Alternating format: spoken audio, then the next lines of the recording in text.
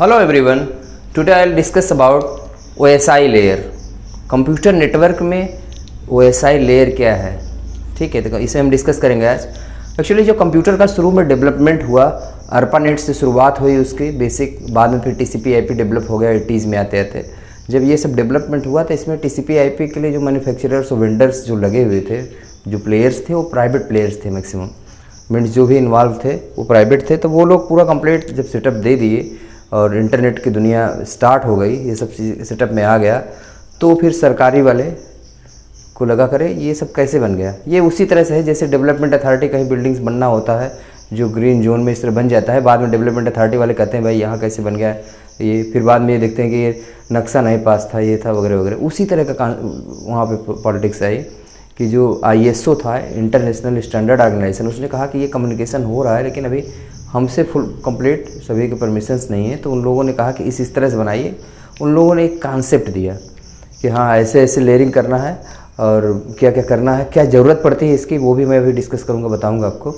फिर उनका रोल आ गया, वो 1983 में उन्होंने एक मॉडल दिया जिससे ISO OSI मॉडल बोला गया, इंटरनेशनल स्टैंडर्ड ऑर्गेनाइजेशन ISO हो गया। इसका जो मॉडल है OSI मॉडल है, ओपन सिस्टम इंटरकनेक्शन। तो ओपन सिस्टम इंटरकनेक्शन मॉडल है, इट मीन सभी सिस्टम कैसे मशीनी डिवाइसेज नेटवर्किंग के जो एक दूसरे से कम्युनिकेट करेंगे उनके लिए क्या रूल्स रेगुलेशंस होंगे, उसके रिगार्डिंग इन्होंने मॉडल दिया OSI 83 में। जबकि TCP/IP उसके पहले डेवलप हो चुका था, उससे इंटरनेट से सब कनेक्ट हो गए थे सब पूरा, लेकिन इन्होंने एक जो कॉन्सेप्ट दिया फिर इसको जाके पूरा स्टैंडर्ड है, पूरा कॉन्सेप्ट बनने में 94-95 में आके ये कॉन्सेप्ट और कंप्लीट दिया, पूरा कंप्लीट ड्राफ्ट इन्होंने दिया कि OSI लेयर में ऐसे ऐसे चीज़ें होंगी। हालांकि OSI लेयर पे फिर कोई चीज़ कभी सेटअप हुई नहीं, इन्होंने कॉन्सेप्ट जरूर दिया कि स्टैंडर्ड बनाया जाए, क्योंकि TCP/IP ऑलरेडी इतनी पॉपुलरिटी पा चुका था, इतने ज़्यादा मैन्युफैक्चरर्स और वेंडर्स TCP/IP को फॉलो करते हुए कंप्लीट नेटवर्किंग में आगे बढ़ चुके थे, सब डिफरेंट डिवाइसेस बन चुकी थी, डिफरेंट प्रोटोकॉल्स स्टैंडर्ड्स बन चुके थे। तो लेकिन OSI लेयर ने कुछ चीज़ें ऐसी दी जिससे कि और भी डिफरेंट टाइप के नेटवर्क जो डेवलप हुए उसको OSI के फ्रेम में ही फिट करके देखा गया, और कुछ ऐसी नई चीज़ें दी मॉडुलरिटी जो कि और सब जगह काम भी आया। लेकिन उस समय तो सिर्फ इसका ये था कि पॉलिटिक्स थी कम्प्लीटली, कि जो डिफरेंट मैन्युफैक्चरर्स वेंडर्स किए थे, तो गवर्नमेंट वाले जो इंटरनेशनल ISO था उसको ठीक नहीं लगा, तो इसलिए उसने अपना ड्राफ्ट दिया कि ऐसे ऐसे करेंगे कम्युनिकेशन, ठीक है। लेकिन अल्टीमेटली टेक्नोलॉजी की ग्रोथ हुई एनीवे, ठीक है। तो ये पूरा रहा और कंप्लीट सेटअप बन के आया। अब लेयरिंग की ज़रूरत क्या पाई, जो मैं लेयरिंग की बात कर रहा हूँ, नेटवर्किंग में है क्या, लेयर्ड आर्किटेक्चर होते क्या है, लेयरिंग क्या होती है, 7 लेयर्स इसमें OSI के दिख रहे हैं, है क्या इसकी ज़रूरत। इसको आप एनालॉजी में समझिए कि कोई ऑर्गेनाइजेशन है तो उसमें भी डिफरेंट लेयर्स होते हैं, सभी लोग एक हर तरह का काम नहीं कर सकते, कि कोई बहुत मोस्ट इंटेलिजेंट लेवल पे होता है, डिसीजन मेकिंग में, एडमिनिस्ट्रेशन में होता है, और नीचे कोई ऐसा होता है लेमैन वर्क करता है, ठीक है। जैसे कोई प्रोडक्शन हो रहा है किसी पर मैन्युफैक्चरिंग यूनिट में, तो उसको मैनेज करने के लिए सब ऊपर से नीचे तक लोग होंगे, यहाँ पे नीचे सब लेबरर होंगे, फिर स्किल्ड वर्कर्स होंगे, सुपरवाइजर्स होंगे, कुछ सबके अपने अपने रोल्स होंगे और सब अपने अपने काम करेंगे। कोई चीज़ ये देखेगा कि बहुत ज़्यादा सामान तो नहीं आ गया, बफरिंग का देखेगा, गोदाम का स्टॉक देखेगा, कोई कुछ करेगा, ठीक है। कोई देखेगा ज़्यादा ऑर्डर मिल गया है तो रॉ मटेरियल कहाँ से आ रहा है, या फिर कोई ये चेक करेगा कि रॉ मटेरियल आया है तो ये, इन सब चीज़ों में भी जैसी ज़रूरत पड़ती है कंप्लीट सेटअप में, उसी तरह से कुछ भी कोई भी सेटअप बनाना है नेटवर्किंग का जैसे कॉन्सेप्ट है, तो इसके लिए जो पूरा प्रोटोकॉल्स रूल्स रेगुलेशन बनाए हैं उसको अगर लेयर्ड कर दें, सभी काम को छोटे छोटे पार्ट में मॉडुलर वे में डिजाइन कर दें, तो काम में आसानी होती है और कम्युनिकेशन गैप नहीं होता, बहुत डिफाइंड वे में वर्क होता है। तो लेयरिंग का कॉन्सेप्ट ही है कि मॉडुलरिटी लाना वर्क में, हिरार्की पूरा बना देना कि सब किस लेवल पे कौन कौन काम कैसे करेगा और सबके क्या क्या रोल्स होंगे, उसी मॉडल में पूरा अगर वर्क हो तो ऑब्वियसली ज़्यादा बेटर, मोर एफिशिएंट वे में, कम टाइम में और विदा हेक्टिक वे में पूरा वर्क हो सकता है। तो जब भी हम कम्युनिकेशन की बात करते हैं, कंप्यूटर नेटवर्क की बात करते हैं, तो इसमें जो भी कम्युनिकेशन होता है इसको हम पुराने जो पत्र भेजे जाते थे उससे कंपेयर कर सकते हैं। तो उसमें कई तरह के होते थे, पोस्ट कार्ड होता था जिसमें कि जो मैटर लिखा होता है वो दिखता भी था और पता वगैरह लिखा रहता था। इसी तरह से आपके अंतर्देशीय पत्र कार्ड होते हैं, या फिर जो लिफाफ इन्वेलप के अंदर होते थे, इन्वेलप वाले ऐसे होते थे जिसके अंदर हम लिख के रखते थे। फिर उसके बाद यहाँ से पहले तो एक अंदर मटेरियल हो गया, वो पूरा जो पर्सनल भेज रहा होता है उसी को पता होता है और कोई नहीं जानता। फिर बाहर से पता लिखा होता है, कहाँ जाना है कहाँ आना, वो है। लेकिन जब कई पूरा बंडल बन जाता है तो जो आदमी ढूंढने वाला है उसे ये थोड़ी पता है कि कौन सा किस शहर में जाना है। उसे तो बस ये बंडल उठाया, वो पढ़ा लिखा भी नहीं है, उठा के रख दिया मेल में, वहाँ जहाँ पे भी लादना है, जिस गाड़ी में लाद दिया, ट्रेन में, बस में, जहाँ पे भी वो लद गया वहाँ पे चला गया कंप्लीट। तो उससे इससे नहीं मतलब, उसका इंटेलिजेंसी लेवल एकदम जीरो लेवल पे है कि उससे इससे नहीं मतलब कहाँ जाना है। उससे थोड़ा पढ़ा लिखा होगा, वो देखेगा अच्छा ये शहर वाइज अलग कर देगा, फिर वो क्या करेगा, इसे पोस्ट ऑफिस वाइज अलग कर देगा, फिर वो इलाके वाइज जहाँ पहुँचना है वो पहुँचेगा। मेलिंग का जो सिस्टम था, हमारा पत्र आने जाने का जो पूरा व्यवहार था, उसी तरह के फंडे को कम्प्लीटली इसमें लेयरिंग में यूज किया जाएगा। कैसे कैसे सेटअप होते हैं, पूरा मॉडलिटी कैसे लाएगी, वही पूरा ऑलमोस्ट उसी से मिलता जुलता जो हमारा इंटरनेट का TCP IP है वो भी काम करता है। तो उसी चीज़ को ISO ने दिया। और ये कॉन्सेप्ट ऐसे तो ISO OSI मॉडल पे पूरी तरह इस 7 लेयर्स में कुछ भी कोई भी नेटवर्किंग के चीज़ डेवलप नहीं हुई, लेकिन इसने कॉन्सेप्ट दिया जो इससे मिलते जुलते चीज़ों पे वर्क किया। बाद में फिर 6.25 relay network, ATM asynchronous transfer mode, जो और डिफरेंट टाइप के नेटवर्क डेवलप हुए, उन लोगों ने OSI में फिट किया। डिफरेंट प्रोटोकॉल स्टैक्स डेवलप हुए, स्टैक डेवलपमेंट रहा है इसका। तो इन्हीं सब फंडों पर है। चलिए अब हम आ जाते हैं इस मुद्दे पे कि क्या क्या होता है इसमें। There are 7 layers in the OSI open system interconnect में। वो होता है आपका फिजिकल, डेटा लिंक, नेटवर्क, आपका transport, session, presentation and application. Please do not take stupid player again. याद करने के लिए सीक्वेंस है, कंप्लीट है। Please do not take stupid player again, या फिर कुछ और भी इसी तरह से कुछ बन सकता है, ठीक है। तो P is the physical layer. सभी का अपना अपना कंसर्न है। ये पूरा कंप्लीट जो लेयर होती है सेटअप में, इसमें जो एप्लीकेशन लेयर होता है वो रिस्पांसिबल होता है यूजर से इंटरफेस के लिए। यूजर जो भी एप्लीकेशन नेटवर्क में अपना करता है रन, चाहे ईमेल भेजना हो, चाहे कुछ सर्च करना हो, उसका जो काम होता है वो एप्लीकेशन लेयर से होता है। इसके बाद वो कैसे गया, किस तरह से कन्वर्ट हुआ, उससे इसके बाद कोई उसका कंसर्न नहीं होता है। जो प्रेजेंटेशन आपका एप्लीकेशन लेयर है, इस लेवल पे यूजर का होता है कंप्लीट। ये यूजर इंटरफेस होता है, यूजर एप्लीकेशंस का इंटरफेस बनेगा इस वाले पे। यूजर यहीं से इंटरेक्ट करेगा, मीन्स जो भी आपका सर्चिंग करना हो, ईमेल करना हो, कुछ भी करना हो, वो एप्लीकेशन लेयर पे ही कंप्लीट वर्क करेगा वो, कि हाँ वो जो भी करना है उसे, ईमेल करना है करना, उसे वही दिख रहा है। उसके अलावा वो कैसे गया, ये सब किया, वो कंप्लीट इसका कंसर्न नहीं होता है। इस पूरा डिज़ाइन में रहा। फिर प्रेजेंटेशन लेयर में ये रहा कि जो भी हमारा डेटा जा रहा है, आ रहा है, उसके साथ वो कैसा रहे, किस तरह से जाए और आए। तो इसमें डिफरेंट टाइप के इंक्रिप्शंस, कंप्रेशंस, ये सब चीज़ें अप्लाई हो सकती हैं। और कैसे होगा, कई बार लैंग्वेज ट्रांसलेटर्स भी इसमें आते हैं। तो इस वाले लेयर में ये कॉन्सेप्ट दिया गया कि जो भी डेटा कोई सेंड करेगा यूजर यहाँ से एप्लीकेशन से, तो प्रेजेंटेशन लेयर पे उसको इनक्रिप्ट किया जाए, कंप्रेस किया जाए, कंप्रेशन, ये सब चीज़ें इसमें अप्लाई कर सकते हैं। इंक्रिप्शन, कंप्रेशन, ये सब कैसे प्रेजेंटेबल होगा, वो किस तरह का दिखेगा, उस वाले पोर्शन पे सेकंड पे आ जाएगा वो प्रेजेंटेशन लेयर में। इसमें इंक्रिप्शन, कंप्रेशन ये सब भी रहेगा, जैसे डेटा जा भी सके, ये सब इसी पर अप्लाई करेंगे प्रेजेंटेशन लेयर में ही। और इसके अलावा कई बार ट्रांसलेटर्स भी होंगे, ट्रांसलेट भी होगा कि डिफरेंट लैंग्वेज में ट्रांसलेट भी प्रेजेंट किया जा सके। हो सकता है कि आपने इंग्लिश में किया है, वो रशियन या फिर स्पेनिश या हिंदी या चाइनीज़ किसी में कन्वर्ट होना है, जापानीज़ में, तो वो फिर प्रेजेंटेशन लेयर पे ही वर्क होता है।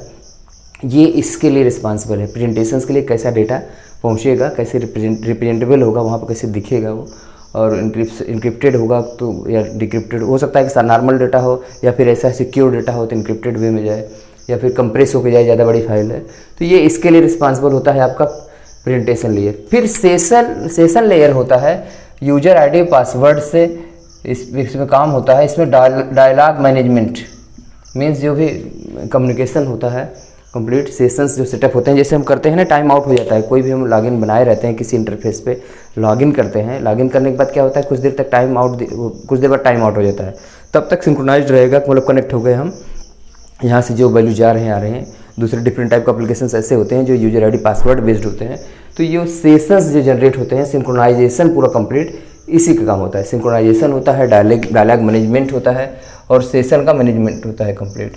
तो इसमें सिंक्रोनाइजेशन का मतलब सब सुर लय ताल में हो, सही इंटेंडेड रेसिपेंट के पास हमारा कम्युनिकेशन हो रहा है, जो सही वो सब, ये सब चीज़ों इसकी ज़रूरत पड़ती है हमारी सेशन लेयर में। ठीक है। जैसे हमने नेट बैंकिंग पे लॉगिन किया तो कितनी देर का है टाइम आउट होगा, तो वो सभी सेशन लेयर में ही आएगा। तो ये सेशन लेयर इसके लिए रिस्पॉन्सिबल होगा। फिर ये ट्रांसपोर्ट लेयर होगा कि कौन सी डिलीवरी है हमारी। Transport layer is responsible for transport truck है, किस में सामान जाएगा, ये मान लीजिए ट्रांसपोर्ट है, वो आपको समझ में आ रहा है कि सामान है, इस तरह से होगा। फिर उसमें इंक्रिप्शन डिक्रिप्शन होगा, पेपर ये चिपका देंगे, ये सब होगा। ये सब चीज़ मैं उसी के लगे बता रहा हूँ। तो transport layer is responsible for end to end delivery, मतलब ये कहाँ से कहाँ तक जाएगा, एंड टू एंड डिलीवरी के लिए रिस्पॉन्सिबल होता है ये।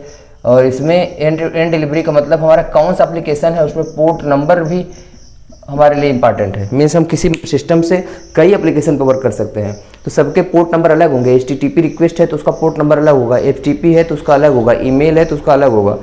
कौन किस पे हम कार्य कर रहे हैं, किस एप्लीकेशन पर, उसका भी पोर्ट नंबर होता है। वो सब पूरा एंड टू एंड डिलीवरी पूरा कंप्लीट, किस वाले पोर्ट पे किस एप्लीकेशन का हमारी रिक्वेस्ट थी उस हिसाब से रिप्लाई जाएगा। तो ट्रांसपोर्ट लेयर का वर्क है। तो ऐसे भी इसको लॉगिन हम लेंगे तो एप्लीकेशन लेयर में हमने जो भी मैसेज भेजा था उस मैसेज के साथ प्रेजेंटेशन और इसमें इसके अपने अपने हेडर्स ऐड होते जाएंगे। वो पोर्शन भी मैं भी लिख दे रहा हूँ। क्या होगा कि जैसे मान लीजिए हमारा एप्लीकेशन लेयर पे कोई मैसेज M था जो हमें सेंड करना था, तो क्या करेगा प्रेजेंटेशन लेयर कि उसको इनक्रिप्ट या डिक्रिप्ट करके जो भी मैसेज होगा उसके साथ एक अपना हेडर लगा देगा। ठीक है, तो इसे मान लीजिए हेडर ऑफ प्रेजेंटेशन HP बोल दीजिए। फिर सेशन लेयर क्या करेगा, अगर हमारी ज़रूरत पड़ी तो M के साथ या फिर H वाला ये प्रेजेंटेशन का लगा था वो अपना एक हेडर लगा देगा, HS मान लीजिए। इसको इस तरह से मान लीजिए कि आप डिफरेंट एड्रेसेज लिखते जा रहे हैं, एक लोकेशन दूसरे पे जा रहा है तो मोहर लगती चली जाती है। पहले तो आपका असली मैसेज हो गया, उसके ऊपर से इन्वेलप लगा, उस पर पता वता लिखा गया, फिर जिस पोस्ट ऑफिस में आपने किया उसमें डेट वगैरह पड़ जाती है, वो सब मोहर लग गई, वो हेडर ही हो गया एक तरह से। वो पता चल जाता है किस शहर में जाना है, ये सब डिसाइड कर लेते हैं। बस गाँव मोहल्ला से नहीं थोड़ी मतलब है उन्हें तो बस ये है कि ये इस वाली ट्रेन से भेजेंगे तो इधर के जितने शहर हैं कवर हो रहे होंगे, बस उतना ही से कंसर्न होगा। ठीक है, बाद में वहाँ पे जाया करेगा। ट्रांसपोर्ट लेयर में होगा कि किस पोर्ट नंबर पे जाना है, एंड टू एंड डिलीवरी के लिए होगा। यहाँ पे भी एक हेडर लग जाएगा। और ये होगा कि ऐसा ना हो कि हमारा सामान बहुत जल्दी पहुँच रहा है, तो इसलिए यहाँ पे एरर कंट्रोल और फ्लो कंट्रोल और एरर की रिकवरी भी होती है इन सब में। कुछ एरर्स आई हैं तो वो भी, तो जो भी मैसेज होगा उसके साथ जो हेडर्स होंगे वो सब ऐड हमारे होते चले जाएंगे। 3 हेडर हो जाएगा इसमें यहाँ आते आते, क्योंकि एक हेडर था ये ट्रांसपोर्ट का हेडर। फिर नेटवर्क लेडर इसमें आ जाएगा, तो इसमें यूनिक एड्रेसेस पूरे जनरेट हो जाएंगे। जो मैसेज होगा वो छोटे छोटे सेगमेंट्स में पैकेट बन जाएगा, पैकेट बोलते हैं उसको, बोला जाएगा। हम पैकेट इसलिए बोल रहे हैं कि हम TCP/IP में एक्चुअली इंप्लीमेंट करेंगे। ये कॉन्सेप्ट बस दिया गया था कि इस तरह से यूज़ किया जाएगा। तो पैकेट्स में हो जाएगा नेटवर्क लेयर में, और उसका एक यूनिक एड्रेस जो होगा, लॉजिकल एड्रेस जनरेट हो जाएगा उसमें, उसको बोला जाता है IP एड्रेस। वो यूनिक होता है जिस IP एड्रेस से हमारा है पूरा कंप्लीट सेंडर का और रिसीवर का, वो पूरा इसमें सेट हो जाता है। हाँ, इस IP से इस IP पे गया है।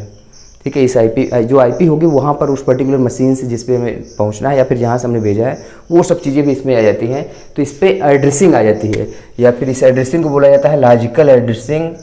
और इसमें जो डिलीवरी होगी नेटवर्क की, लॉजिकल एड्रेसिंग के बाद IP एड्रेस वगैरह इसमें सेट हो जाते हैं, किस एड्रेस पे जाना था। ग्लोबल पूरा कंप्लीट डिलीवरी के लिए ये सब रिस्पॉन्सिबल हो जाएगा नेटवर्क लेयर। इसमें फ्रेगमेंटेशंस भी होंगे उसके पार्ट्स के, और कई पार्ट में आपका अगर प्रोडक्ट या फिर मैसेज डिवाइड हुआ है तो सब पे वो एड्रेसेस पड़ जाएंगे। उनका सीक्वेंस नंबर भी होगा, जिससे वहाँ पे जब डिलीवर हो ये IP पैकेट्स, क्योंकि फ्लडिंग से जाने हैं तो सब अलग अलग सीक्वेंस में आए तो सबको एक साथ कंबाइंड कर सके दूसरे एंड पे जब पहुँचना है। ठीक है, जो लेयर यहाँ पर है वही लेयर दूसरी तरफ वहाँ पर भी होगा। सेकेंड टाइम साइड जो भी हमारा से रिसीवर का एंड होगा वहाँ पे भी इसी तरह की लेयरिंग होगी। तो नेटवर्क लेयर इसके लिए लॉजिकल एड्रेसिंग के लिए रिस्पॉन्सिबल है। फिर आगे आता है डेटा लिंक लेयर, जो कि फिजिकल एड्रेसिंग के लिए रिस्पॉन्सिबल है। और ये भी इसके लिए भी रिस्पॉन्सिबल है कि मीडिया एक्सेस कंट्रोल के लिए भी। होता क्या है ये सब चीज़ें, फिजिकल एड्रेसिंग और media access control. Physical addressing में आपका एक मैक एड्रेस होता है, NIC। ठीक है, तो मैक एड्रेस जो होता है आपका फिजिकल एड्रेस, जितने भी नेटवर्किंग के कंपोनेंट जितने लैन से कनेक्टेड होते हैं या फिर दूसरे सेटअप से कनेक्टेड होते हैं, उनका एक 48 बिट का एड्रेस होता है। वो यूनिक होता है, मैन्युफैक्चरर्स अपना वो डिज़ाइन करके देते हैं और सब यूनिकली ही डिजाइंड होते हैं। ठीक है, तो 48 बिट का होता है, वो ऑक्टेट में यूज किया जाता है। तो 8 का ऑक्टेट्स बन जाएगा। तो उन ऑक्टेट्स में 6 ऑक्टेट्स में पूरा कंप्लीट एड्रेस होता है, फिजिकल एड्रेस होता है, एक्चुअल मशीन का एड्रेस। इसको आप फिजिकल एड्रेस को मान सकते हैं। जो हमारे पास मोबाइल फ़ोन्स होते हैं आजकल, उसमें IMEI नंबर होता है, वो फिक्स होता है। और जो सिम नंबर, जो मोबाइल हम डालते हैं, उसमें क्या होता है, मोबाइल नंबर वही IP एड्रेस मान लीजिए, ठीक है। इससे आपको समझने में आसानी होगी कि जो हम IP एड्रेस, जो लॉजिकल एड्रेस यूज कर रहे हैं, जो IP एड्रेस वो आएगा यहाँ पे, इंटरनेट प्रोटोकॉल एड्रेस बोला जाएगा, ये वाले को हम मान सकते हैं कि मोबाइल नंबर हमारा है या फ़ोन नंबर है। और इस वाले मैक एड्रेस को मान लीजिए कि हम जिस मशीन से भेजे हैं उस डिवाइस का नंबर है IMEI नंबर जो होता है। IMEI नंबर हर मशीन का अलग होती है, जितने भी मोबाइल्स होते हैं उसी तरह अलग होती है। इसी तरह हर कंप्यूटिंग डिवाइस का मैक एड्रेस अलग होता है, वो फिजिकल एड्रेस होता है, ठीक है। तो वो सॉल्व होता है कैसे कैसे इसे स्टोर करते हैं। ये डेटा लिंक इसके लिए रिस्पॉन्सिबल है। और जो डेटा होता है इसमें, इस वाले लेवल पे, वो फ्रेम के रूप में होता है। इस वाले में फ्रेम्स में होगा डेटा, इसमें क्या होगा, IP पैकेट्स में होगा, छोटे छोटे में। और एकदम से नीचे लेवल पे होता है बिट्स में डेटा, 0-1 का पैटर्न, ठीक है, एकदम नीचे। और जो ये मैक होता है, फ्रेम होता है, यहाँ पे इस वाले लेयर पे एक ट्रेलर भी ऐड होता है। जो मैसेज में डिफरेंट हेडर्स होकर ऐड हो ही रहे हैं, और जो भी मैसेज होकर आया होगा डिफरेंट हेडर्स, यहाँ पे एक ट्रेलर भी ऐड कर देते हैं। ट्रेलर इसलिए होता है कि वो चेकसम वगैरह के लिए होता है, एरर चेकिंग और फ्लो कंट्रोल। ये दो चीज़ें इसके इश्यूज भी हैं, एरर कंट्रोल भी देखता है और फ्लो कंट्रोल भी देता है। Data link layer error control और फ्लो कंट्रोल के लिए भी रिस्पॉन्सिबल है। ये चीज़ ट्रांसपोर्ट लेयर भी है, बट वो एंड टू एंड है। और ये data link layer hop to hop है। दोनों यही करेंगे, ये दो काम करेंगे। ट्रांसपोर्ट लेयर और डेटा लिंक लेयर दो काम करते हैं। ये लोग करते हैं एरर का कंट्रोलिंग करते रहते हैं और फ्लो का कंट्रोलिंग। फ्लो मीन्स ऐसा ना हो कि हमारा रिसीवर के पास बफर कम है और हम बहुत ज़्यादा डेटा यहाँ से हाई स्पीड के सेंडर से भेज दिए डेटा, तो वहाँ पे सब फ्लडिंग में कुछ चीज़ें बाहर वाली क्या हो गया, बफरिंग जितना स्टोर हो गया और बचा हुआ डेटा हटा दिया है, ठीक है। इसलिए ये फ्लो कंट्रोल जरूरी है। स्पीड स्लो रिसीवर भी हो सकते हैं, या फिर हो सकता है कि वहाँ पे वेटिंग टाइम ज़्यादा हो जाए, तब भी टाइम आउट हो जाए, तो ठीक है। कई बार ये होता है कि हमने स्लो भेजा है, वहाँ पे रिसीव करने वाला फास्ट है, तुरंत रिसीव कर ले रहा है, तो ये भी प्रॉब्लम होती है। तो इसलिए फ्लो का कंट्रोल एक मेंटेन करना होता है, बफरिंग कहाँ कहाँ करनी है ये ध्यान देना होता है, एरर्स का कंट्रोल करना होता है। लेकिन जो एरर कंट्रोल, ये फ्लो कंट्रोल मैकेनिज्म है, ये दोनों जगह अप्लाई होगा, एक तो यहाँ पे और एक ट्रांसपोर्ट लेयर पे। दोनों का अलग अलग तरीका है। ट्रांसपोर्ट लेयर क्या है कि हमने सेंडर से रिसीवर के बीच में डायरेक्ट चेक होता है कि सेंडर के एंड में हमने जो भी एरर कंट्रोल के लिए जो भी मैकेनिज्म यूज़ किया था वहाँ पे भी अप्लाई करेंगे, सही से डेटा पहुँचा कि नहीं, ये चेक हो जाएगा चेकिंग से, ठीक है। इसके लिए डिफरेंट टेक्निक्स हैं चेक करने के लिए, चेकसम एरर और सब एरर टेक्निक्स है, CRC होता है, साइक्लिक रिडंडेंसी चेक, ये सब वहाँ कर लेंगे। और ये और फ्लो कंट्रोल भी देखेंगे कि यहाँ से जो डेटा गया है किस स्पीड में कहाँ पहुँचा है, तो ज़्यादा तेज़ तो नहीं भेज रहे हैं, वहाँ बफरिंग तो हो रही कि नहीं, ये एंड टू एंड होगा।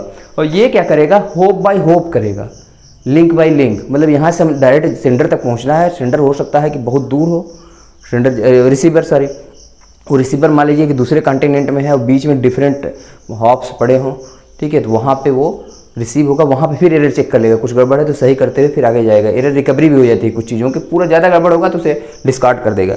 तो यहाँ पे एरर कंट्रोल फ्लो कंट्रोल होगा, यहाँ पे भी होगा। और फिजिकल लेयर पूरा 0-1 के लिए रिस्पॉन्सिबल है। ये पूरा कंप्लीट जो ट्रांसमिशन मीडिया है उसके लिए रिस्पॉन्सिबल है, उसी लेवल पे ये काम करता है। ये पूरा कंप्लीट सेटअप है। तो एकदम लोवेस्ट लेवल पे फिजिकल पे ये ट्रांसमिशन मीडिया है। 0-1 हम जो पैटर्न्स डेटा का भेजते हैं, वो भेजने के लिए डिफरेंट इनकोडिंग स्कीम्स यहाँ पे यूज होती हैं। इनकोडिंग में 0 को हम कैसे सिग्नल्स में दिखाया जाए, 1 को कैसे सिग्नल्स को दिखाया जाए, इसके लिए बहुत इनकोडिंग स्कीम्स होती हैं कि कौन सा बिट को कहाँ से कहाँ तक सिग्नल को 0 दिखाया जाए, किसको 1। कंटिन्यूअस 0 है तो उसमें डिफ्रेंशिएट कैसे किया जाए, इसके लिए हम मैनचेस्टर इनकोडिंग यूज होती है। कई इनकोडिंग्स हैं, डिफरेंशियल मैनचेस्टर यूज होती है, और भी इनकोडिंग स्कीम है। वो डिपेंड करेगा कौन सा ट्रांसमिशन मीडिया हम यूज़ कर रहे हैं, अकॉर्डिंगली डिफरेंट स्कीम्स यूज की जाती हैं, ठीक है। वो डिपेंड करेगा उसी पे, और फिर उसी के हिसाब से ट्रांसमिट होता है डेटा। तो ये डिफरेंट लेयर्स में है और सबका काम अलग अलग है। फिजिकल लेयर को कुछ पता ही नहीं है कि डेटा क्या है, इसको आप मान सकते हैं एकदम से लेबरर का वर्क करता है। वो जो भी डेटा पाया वो सिग्नल जानता है, 0-1 की इनकोडिंग हो गई है, वो सीधे सीधे ट्रांसमिशन मीडिया जो भी है, वायरलेस या वायर्ड, उसके थ्रू भेज देता है। इसके अलावा वो जानता नहीं डेटा के बारे में, क्योंकि वो पढ़ा लिखा नहीं है। फिजिकल लेयर इसके मान लीजिए। ये डेटा लिंक लेयर क्या करता है कि ये थोड़ा बहुत एरर चेकिंग कर लेता है, थोड़ा बहुत टूटा फूटा होगा गड़बड़ तो वो सब देख लेगा, बस इससे ज़्यादा नहीं, फ्रेम्स में होगा। तो इसलिए यहाँ पर ट्रेलर ऐड भी होता है। नेटवर्क लेयर में लॉजिकल एड्रेस से कहाँ जाना है, किस शहर में, आईपी एड्रेस जो हमारा लॉजिकली यूनिकली आइडेंटिफाई करना है जिससे हमें सेंडर रिसीवर को, वो वाला आईपी एड्रेस है, उससे आइडेंटिफाई होगा, जैसे मोबाइल नंबर हमारा हो गया। ठीक है, ये इसमें मैक एड्रेस होता है डेटा लिंक में। ठीक, और यहाँ पे भी एरर कंट्रोल फ्लो कंट्रोल होगा, लेकिन वो एंड टू एंड होगा, बीच में डिफरेंट लिंक्स पे एरर कंट्रोलिंग इसमें नहीं करेगा, वो डेटा लिंक लेयर इसके लिए रिस्पॉन्सिबल है। ठीक है, सेशन लेयर है ये डायलॉग मैनेजमेंट या सिंक्रोनाइजेशन के लिए, ये इंक्रिप्शन या डिक्रिप्शन के लिए।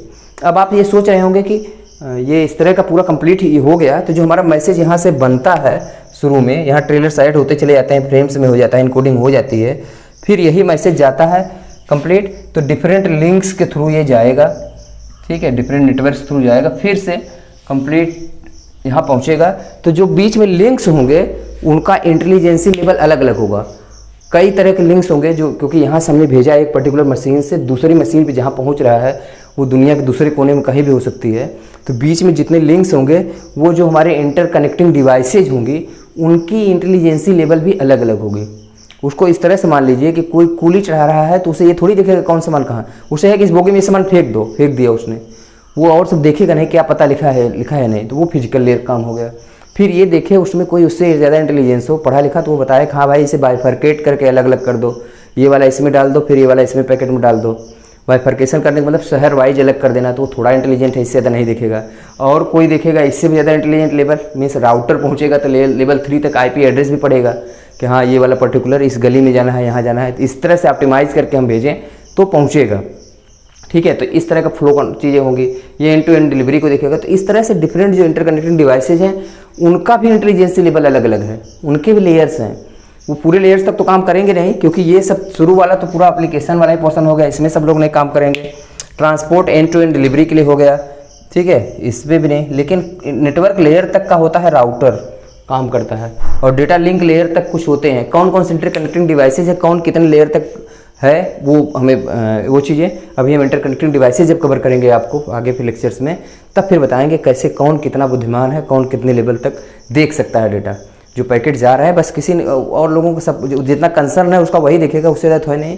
अब इसको ऑर्गेनाइजेशन के आगे में भी फिर से आपको बताएं, कोई ऑफिस से कोई लेटर आया, बाहर आया, तो फिर उन्होंने क्या, जो लेटर जो जनरेट हुआ है मेन ऑफिस से, मीन्स जो भी हमारे एमडी हैं जो भी जनरेट किए, जनरेट करने के बाद वो लेटर पर्टिकुलर नीचे जिसमें जो भी उसमें वहाँ पर अटेंडेंट हैं उनको दिया गया कि वो सर्कुलेट करें। तो ये थोड़ी देखेंगे कि कहाँ बोले इस डिपार्टमेंट करना है, वो चले जाएंगे करेंगे। उसमें क्या लिखा है मैटर, उससे उनसे लेना देना नहीं है, उसे पढ़ना भी ज़्यादा नहीं जानते। उसमें इंग्लिश में हिंदी में क्या लिखा है, मैटर में क्या एजेंडा है, कुछ भी लेटर सर्कुलर आया तो उससे इनसे लेना देना नहीं है। जो कन्वे होना चाहिए मैसेज वो जाके हर जगह साइन करा के दिखा देंगे सबको लेटर, ठीक है, जहाँ जहाँ भी दिखाना है जिस इस तरह से। तो बीच में जो जिस लेवल का होगा वो देखेगा अपने काम का है, नहीं तो फिर आगे बढ़ जाएगा। ठीक है, तो ये जो प्रक्रिया है पूरा इसी तरह का लेयरिंग का भी कॉन्सेप्ट है कि सब अलग अलग चीज़ों के लिए रिस्पॉन्सिबल हैं, और लेयरिंग का फंडा ही पूरा है कि सब मॉड्यूलरिटी है इससे, और सब अलग अलग है। तो इनके बीच में इंटरफेस है, एप्लीकेशन बना तो फिर इंटरफेसिंग ये हुई, फिर इसके बीच इंटरफेस है, और ये पूरा कंप्लीट एप्लीकेशन यहाँ पे बिट्स में कन्वर्ट होके जाता है, क्योंकि अल्टीमेटली 0 1 ही है। वो बिट हमारा सिग्नल का ट्रांसमिशन है, वो वायर्ड या वायरलेस किस तरह से जाता है ट्रांसमिशन मीडिया में, और बीच में कौन कौन से डिफरेंट मीडिया आते हैं उससे इन सब का कंसर्न नहीं है। अब वहाँ पे एमडी ने डेटा भेज दिया तो उसे ये थोड़ी पता है कि, या फिर कोई सामान लेने के लिए भेज दिया किसी को, तो वो ये थोड़ी पता है कि वो कैसे गया, किस मीन्स से गया, स्कूल बाइक से गया कि साइकिल से गया कि और किस मीन्स से गया, ये थोड़ी मतलब है। उसे डिलीवर हो जाए, ये पता चल जाए, एक्नॉलेजमेंट आ जाए, बस यही है। तो यही end to end delivery transport layer की है, और कौन सा ट्रांसपोर्ट यूज किया ये सब इन सबको कंसर्न है नहीं, सब अपने अपने चीज़ों से कंसर्न है, ठीक है। सबके काम डिवाइडेड है, मॉड्यूलरिटी है, यही कंप्लीट लेयरिंग का कॉन्सेप्ट है, लेयर्ड आर्किटेक्चर है। इसको OSI model, international standards organisation open system interconnection model जो था ये दिया गया 83 में, जो कि 95 में स्टैंडर्ड फिर से डॉक्यूमेंटेड किया गया। इसी की ये पूरा कंप्लीट जो हमारा इंटरनेट का बेसिस था उसी के बेसिस पे इन लोगों ने भी अपना फंडा दिया इस तरह से।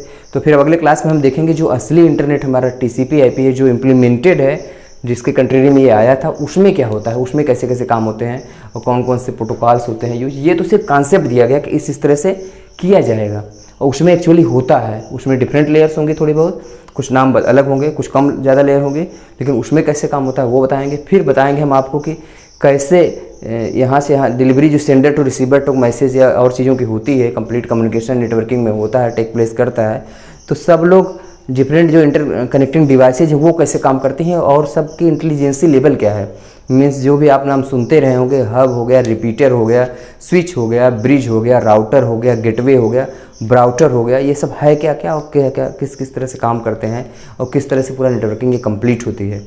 ठीक है, what are the roles of the interconnecting devices, और उसमें लेयरिंग कहाँ तक है। तो ये एक बेसिक लेयरिंग का कॉन्सेप्ट है OSI लेयर का। फिर और सब हम देखेंगे TCP/IP और इंटरकनेक्टिंग डिवाइसेज का बाद के लेक्चर, आगे वाले लेक्चर्स में। अभी मुझे सिर्फ ये आइडिया थोड़ा सा देना था कि इस तरह से पूरा फ्रेमिंग होती है और इस तरह से कंप्लीट जाता है। इसमें 0 बिट का पैटर्न होता है, यहाँ फ्रेम्स होते हैं, IP पैकेट्स होता है, यहाँ पे पोर्ट एड्रेस आ जाता है, तो वो कंप्लीट। इसके बाद फिर और सब चीज़ों मैनेज होती हैं। ठीक है, अब हम आज यहीं पे स्टॉप करते हैं। Thank you.